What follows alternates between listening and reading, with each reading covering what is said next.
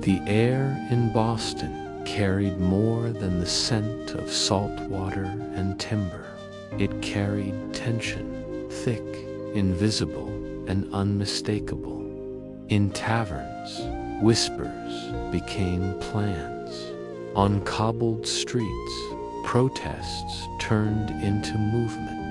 And in the hearts of 13 colonies, something ancient stirred, something defiant, something revolutionary.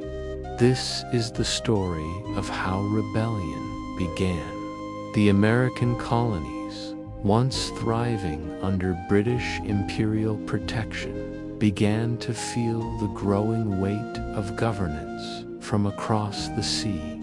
The aftermath of the French and Indian War left Britain deeply in debt, prompting the Crown to levy taxes on the colonies without their consent.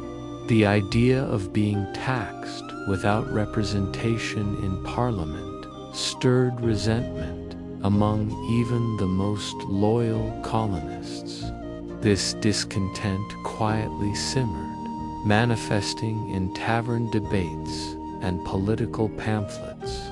In Boston, the heart of colonial unrest, merchants, sailors, and tradesmen began to organize against customs, officials, and British authorities. Smuggling became a form of resistance, as colonists refused to accept duties imposed on sugar, molasses, and other imported goods. Protests, initially peaceful, started to grow in intensity and organization. The ideology of resistance spread like wildfire from Massachusetts to Georgia. Colonists were not yet ready to break from the Crown, but the foundation was laid. The Stamp Act of 1765 was a spark in this powder keg, requiring printed materials to bear a British tax stamp. Across the colonies, voices of protest rose in unity, and the term "no taxation without representation" echoed in every corner of the colonial world. The Stamp Act marked a dramatic escalation in tensions between Britain and her American subjects. Enraged by this affront to their rights, colonists organized the Stamp Act Congress in 1765. Delegates from 9 colonies convened in New York City to draft a petition to the king, asserting their rights as Englishmen and demanding repeal. This act of unity was unprecedented, and it showed that the colonies could cooperate against a common threat. Meanwhile, the streets of Boston turned turbulent. Effigies of tax collectors were hung and burned. Mobs descended on officials' homes, forcing many to resign in fear. The Sons of Liberty emerged from these movements, a secret society that used both protest and intimidation to fight British policies. Led by figures like Samuel Adams, their influence would soon be felt throughout all 13 colonies. Parliament was stunned by the backlash. The economic pressure from boycotts and the political force of colonial unity led to the repeal of the Stamp Act in 1766. However, the British simultaneously passed the Declaratory Act, affirming their right to legislate for the colonies in all cases whatsoever. The tension had not eased, it had only deepened. Eager to reassert authority, Parliament passed the Townshend Acts in 1767, placing new taxes on glass, lead, paint, paper, and tea. Unlike the Stamp Act, these duties were to fund colonial governors directly, bypassing the colonial assemblies. This move threatened the colonists' control over their own local governments, and opposition erupted quickly and loudly. In response, colonial newspapers and leaders urged economic resistance. Merchants in major port cities agreed not to import British goods. Women, too, played a significant role, forming groups like the Daughters of Liberty, who made homespun cloth and boycotted British tea. Resistance was no longer limited to speeches. It became a way of life. British troops were sent to enforce the laws, particularly in Boston. Tensions between soldiers and citizens escalated with each passing month. Skirmishes broke out, and the atmosphere became increasingly volatile. The spark was ready, and all it needed was a single moment to ignite full-blown outrage. On a cold March night in 1770, the fuse exploded. A confrontation between a group of colonists and British soldiers turned deadly outside the Custom House in Boston. Snowballs and taunts gave way to gunfire, and 5 colonists lay dead. Among them was Crispus Attucks, a man of African and Native American descent, who would be remembered as the first martyr of the American Revolution. The event shocked the colonies and was quickly seized upon by propagandists. Paul Revere's engraving of the massacre showed British troops firing mercilessly into an innocent crowd, a powerful image that traveled far and wide. Though the soldiers were acquitted in court, defended by none other than John Adams, public opinion was irrevocably changed. The Boston Massacre became a rallying cry. It illustrated the colonists' worst fears, that British rule meant violence, oppression, and death. From this moment forward, many colonists stopped hoping for reconciliation and started preparing for resistance. Though Parliament repealed most of the townshend duties, they retained the tax on tea, a symbolic assertion of their right to tax the colonies. In 1773, the Tea Act was passed, granting the British East India Company a monopoly on American tea sales. This undercut colonial merchants and reignited widespread anger. In response, colonial ports turned away tea shipments. But in Boston, Governor Thomas Hutchinson insisted that tea be unloaded. On the night of December 16, 1773, a group of colonists disguised as Mohawk Indians boarded the Dartmouth and 2 other ships, dumping 342 chests of tea into Boston Harbor. The Boston Tea Party was both theatrical and revolutionary. London was outraged. The British government responded with the coercive acts, what the colonies called the Intolerable Acts. These laws closed Boston's port, stripped Massachusetts of self-government, and allowed British officials accused of crimes to be tried in England. Instead of quelling resistance, the Intolerable Acts united the colonies in defiance. In 1774, colonial leaders convened in Philadelphia for the First Continental Congress. Representatives from 12 colonies gathered to discuss a collective response to the intolerable acts. They agreed on a boycott of British goods and issued the Declaration of Rights and Grievances, asserting their loyalty to the king, but rejecting Parliament's authority over the colonies. This Congress marked the first unified political action by the colonies. It created new channels of communication and built solidarity. Leaders like George Washington, Patrick Henry, and John Adams began to emerge on the national stage, voicing the idea that liberty was worth fighting for. While some still hoped for reconciliation, others began preparing for war.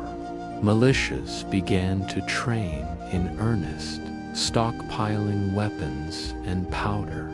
As winter turned to spring in 1775, the question on everyone's mind was, how much longer could peace hold?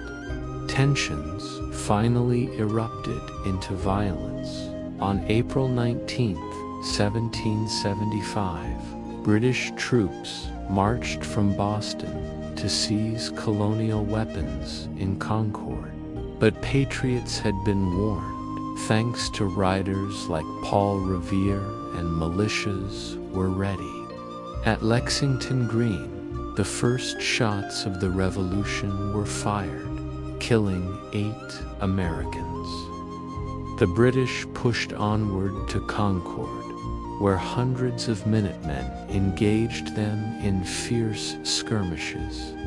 Bridges and fields turned into battlegrounds as colonists defended their right to bear arms. The British, facing mounting casualties and constant harassment, began a harrowing retreat to Boston. The battles of Lexington and Concord electrified the colonies. What had begun as resistance had now become revolution. Farmers, blacksmiths, merchants, and teachers rallied to the cause, ready to fight for their rights and their future.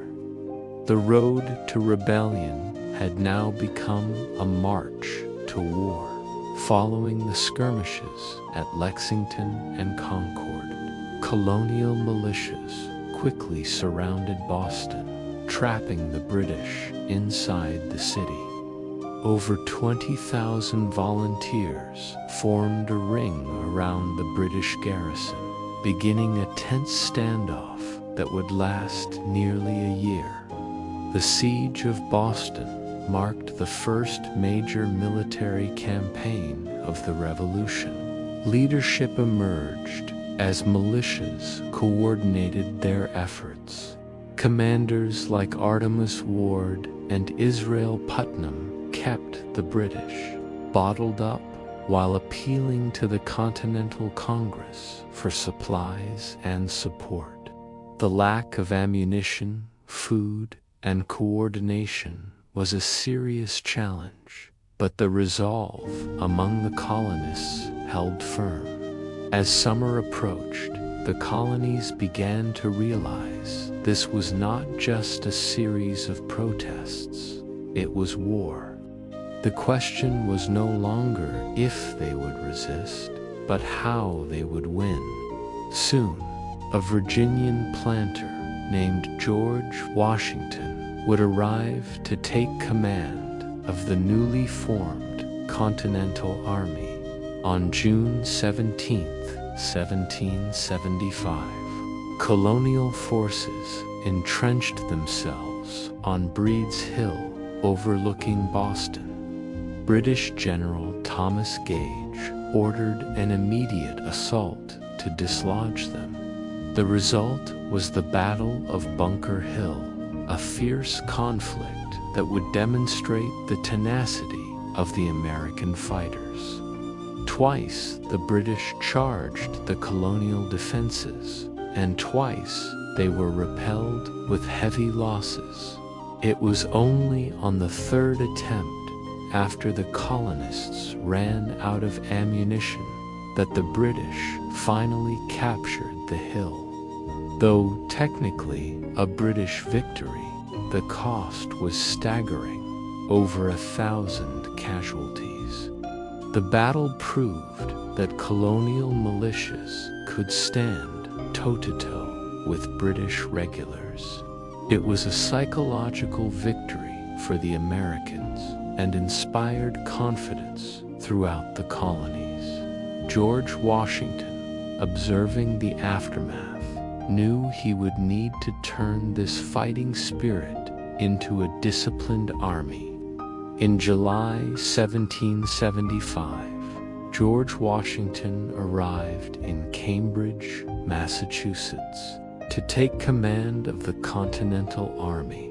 His appointment by the Continental Congress symbolized unity across the colonies and trust in his leadership. Washington quickly set about transforming the ragtag militia into a more professional force. He faced enormous challenges: lack of weapons, training, and resources. Disease ravaged the camps, and desertions were frequent. Yet Washington's determination and discipline began to show results. He emphasized order, sanitation, and training, instilling a sense of purpose and resolve in his men. Washington also understood the importance of intelligence and strategy.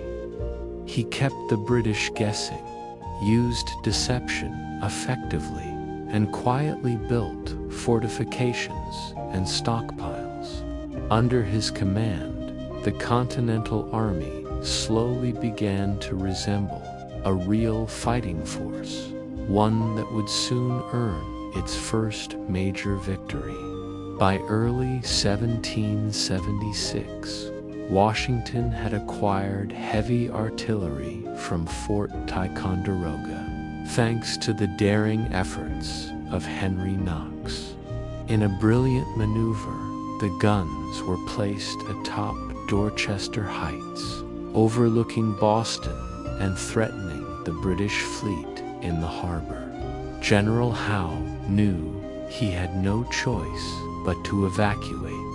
On March 17, 1776, British troops and loyalists departed Boston, sailing to Halifax, Nova Scotia. The city erupted in celebration as patriots reclaimed their home.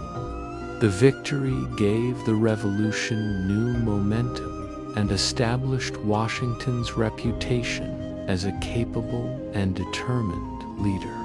The success at Boston proved that the British could be beaten, but many knew that the struggle was far from over. Attention now turned to New York, where the next major clash would unfold.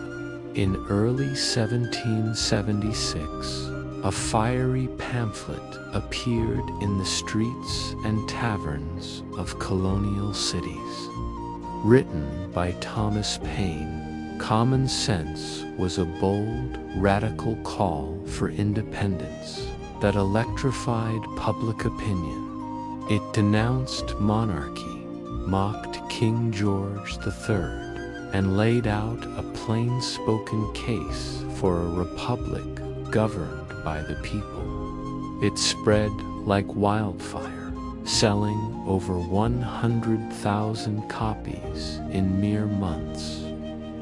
For many colonists still hoping for reconciliation, Paine's words were a wake-up call. "There is something absurd," he wrote, "in supposing a continent to be perpetually governed by an island." His blunt, accessible language reached farmers, artisans, and intellectuals alike. The idea of breaking with Britain once whispered in corners, now echoed in the public square. Paine's pamphlet did not just ignite minds, it pressured leaders. The Continental Congress, still divided on independence, could no longer ignore the common sense gave moral clarity to the cause and helped tip the scales toward open revolution. The colonies were no longer just resisting policy, they were preparing to leave the empire forever. By June 1776, the momentum for independence was unstoppable. The Continental Congress appointed a 5-man committee: Thomas Jefferson, John Adams, Benjamin Franklin, Roger Sherman, and Robert Livingston to draft a formal declaration.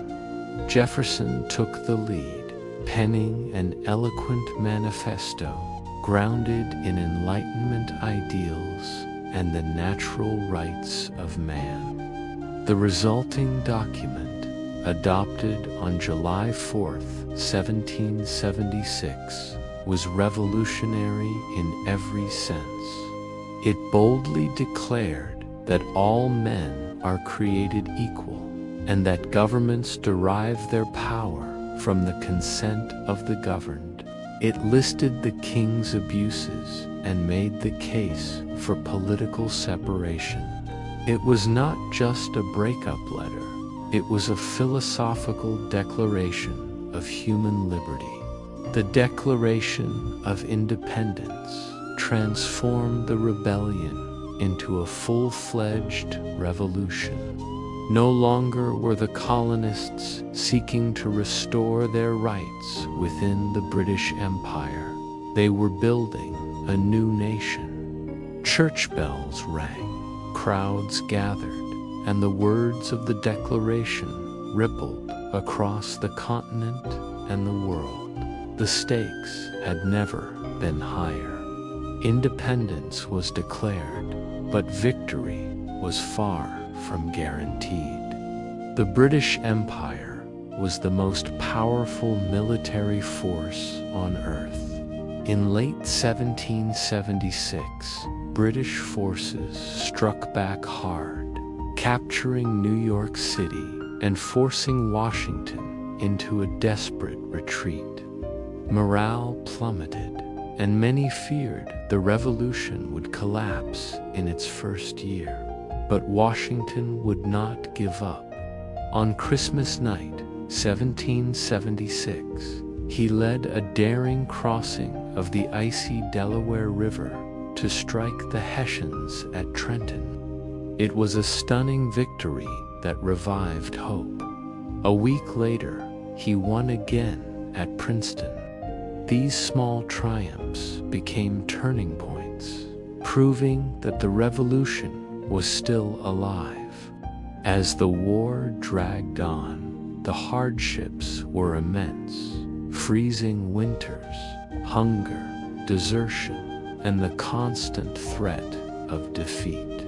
Yet the Continental Army endured, and with each battle, each sacrifice, the dream of independence became more than just words on parchment. It became a cause people were willing to die for. The American Revolution did not end with the Declaration, or even with battlefield victories. It reshaped the world. In the years that followed, the ideals born in rebellion would inspire revolutions in France, Haiti, and Latin America. The very notion of monarchy began to erode under the weight of liberty and equality. Yet the revolution's legacy was also complicated. It promised freedom, but upheld slavery. It spoke of equality, but denied rights to women and native peoples. Even so, the ideals planted in 1776 would continue to grow, challenge and redefine American life for generations. The road to rebellion was never just about war. It was about identity, vision, and the courage to imagine something entirely new. The American colonies did not just break away, they created a blueprint for a more just and democratic future. And that road, paved with resistance and resolve, would shape the destiny of the modern world. The American Revolution was not a single moment, but a movement driven by farmers and philosophers, rebels and dreamers. It was not just a war between armies, but a war of ideas. From Boston's wharves to Virginia's plantations, a new world struggled to be born. Today, we remember not just the victories, but the courage it took to fight for change. These were ordinary people facing impossible odds. They dared to challenge kings, defy empires, and declare their right to be free. If you have made it this far, you have walked every mile of the road to rebellion. You have seen how a scattered collection of colonies became a united people.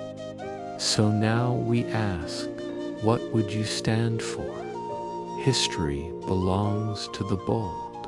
Keep questioning, keep learning, and never forget where the road began.